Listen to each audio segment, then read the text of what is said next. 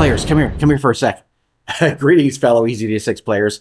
Have you ever considered that, like the process of leveling up, your heroes could gain advantages that change and evolve as the heroes embark on more adventures? And hey, Rebel Rouser, what if I told you it's possible to give players a sense of leveling up in your game without throwing it out of balance? Both you and your players can have your cake and eat it too with this new Advantages optional rules deck. The Advantage deck is a print-on-demand product at DriveThruRPG. It has 54 cards, and you can order it with this nifty case for only an extra $1. This premium deck has nice sturdy cards and the toxic green decorations you've all come to know and love. Now let's talk about how these Advantage cards would work in your game. Well, hey everybody, that was quite an introduction, huh? So welcome to the EZD6 Advantage deck. It's a new optional rule for the game that you can give to players to make them feel like they're leveling up, okay?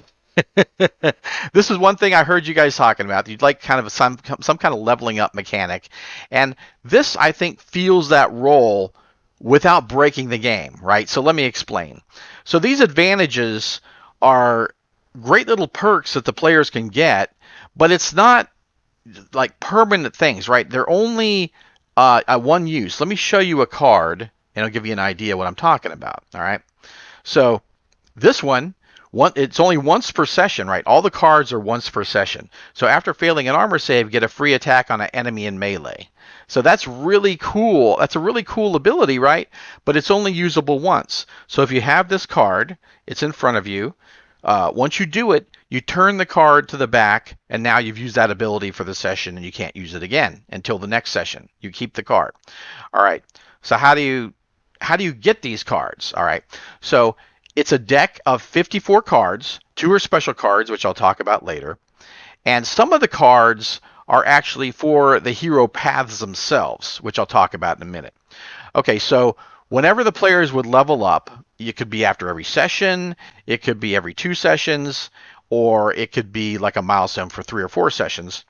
When they do that, have them draw 5 cards from the deck, okay? And then they will keep one of the cards in front of them. And that card becomes something that they have from then until they lose the card, which would be their decision. Okay, so what would happen is when they level again, they draw another 5 cards, and then they pick a card from that and add it to their hand. So now they have 2 cards that they can use per session. Okay, the cool thing is though, it's also kind of a little mini game for the players. So if they draw 5 cards, they already have one, and they decide that they want to keep 2 of the cards. Well, they can't because they can only keep 2. They can have 3. So they could turn in the other card and keep the 2 new cards for their hand, right? So that's where the mini game comes in. So the players may want to try to get the best, of themselves that they can get in the cards, how their strategy works, what kind of little tactics they like to use, and it becomes a fun mini game, and that keeps it from becoming stale. Okay, so because normally you're only going to get 3 cards total. Okay, you could go up to 6. That's if you had a really long campaign, you might want to go up to 6, but that's a little futzy to manage. I think 3 is a great number. And 3 doesn't feel restrictive because every time you level up, you're drawing those 5 cards, and you might want to replace the cards you have with 1 or more of the cards you drew, okay? And the reason you might want to do that is because there are also cards in the deck that are for specific paths, okay? So the warrior path, this one is for the warrior path. When using brutal strikes, roll 2 dice to confirm the first crit instead of 1 die. All right, and then that's once you turn it over when you use it. But there are other cards for each. There are 2 cards for each path. So that's pretty cool. You might want to get those cards, or you might want to just get something like, you might want to keep cards that are like something like this, where this one is pretty cool. On your turn, instantly recover a strike. What a great thing. That could be the strategy that you come up with. But so that keeps the 3 cards from being stale, because you can trade them out every time you draw cards, or you can try to collect for that specific hand that you want to really get. Okay, so now one deck is great for a player group, up to 6 players. Is perfect for that. You could get multiple decks, but what I say is you can't have more than one of the same card. So a player couldn't have 3 of these cards. If you have multiple decks, player couldn't have 3 of these cards. All right. Now there are 52 cards, but there are also 2 cards that are special cards, which are fun, a fun little thing in itself, because when you're drawing your 5 cards, you might get one of those cards. And one of the cards is you get 3 extra karma to start. Pretty cool. So you get that card, you discard it, and then you draw another card for your hand, right? If you the other one is you start with an extra hero die. So those could come up when you drew your draw, and so that's a fun little extra treat you would get just for doing the draw, right?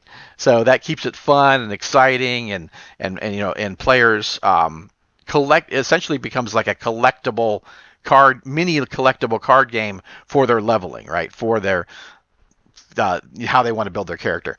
Now, another great thing about it is it's not going to break the game. It's not like some games where, oh, if you're first level trying to play with 4th level characters, you're going to die immediately and you're not going to have fun, right? That's not the case. You could use a brand new EZD6 character with characters that have even up to 3 cards or more. And sure, they're going to have those little things that can happen at specific times in the adventure, but they're very specific. Most of them are very specific. They're not going to break the game and make the other player feel useless or just die horribly. They're not that good, but they are definitely little power bumps for your character and could be very important for your character at that particular time. Like if your character's getting beat on and you've got 1 strike, or you're a conjurer and you got 1 strike, that's a little bit nerve wracking.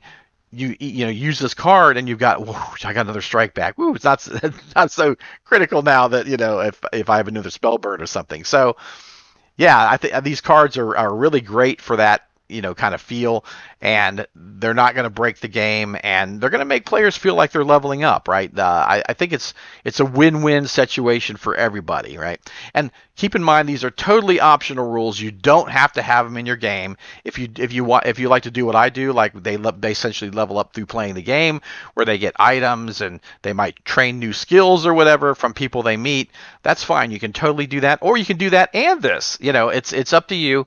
But this is a totally optional thing to EZD6 and not needed at all. It's just for those people that really want that feeling of leveling up, and I get that. I understand that, and I think this is a happy medium for that. All right. So another thing I wanted to talk about was the open EZD6, right? It's doing very well. People are already making content for it. We got a Kickstarter. We got a friend of mine is making this Japanese animals like samurai, really cool kind of idea. We got tokens for it, so people are coming up with more and more stuff. Now we got a Star Wars one, which can't be sold, but because of the trademark, but it's free for the community.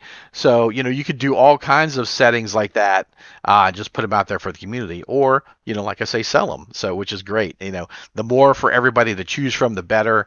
And just a way to proliferate this system and get everybody to have fun with it. And I'm working on some things on my own, and I am working on that book of characters, which is going to be really cool. I'm about to start playtesting stuff for that, so I'm really happy with that. It's going to be really even more for you to modify characters, and not only that, playing different genres with these characters, or mixed genres with these characters, is not just fantasy.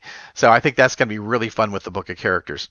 Also, if you are looking for that odd adventure, if for some weird reason you've already gone through all the book of quests, or you just want a one-off adventure that's weird and bizarre, I have this one that I have from Quest Givers called Ogred's Oubliette, and it's a fun little thing if your players get in a trap and they get teleported or something away. This is a place where this extra-dimensional entity lives, and it's bored with immortality, and basically it traps adventurers and puts them through this gauntlet to try to escape. And you got to get clues and defeat monsters, and there's all this kind of stuff. And if you don't, you're going to end up one of Obrid's pets. So you want to get out of there. So it's a fun little weird, strange adventure. I have that on DriveThruRPG, or you can pick it up a little cheaper at Quest Givers. So that's it. I think that's it about the Advantage deck. And if you have any questions, go in the Discord or Facebook group. And yeah, I think you'll like it. And happy gaming, and you guys take care and have fun with EZD6. All right.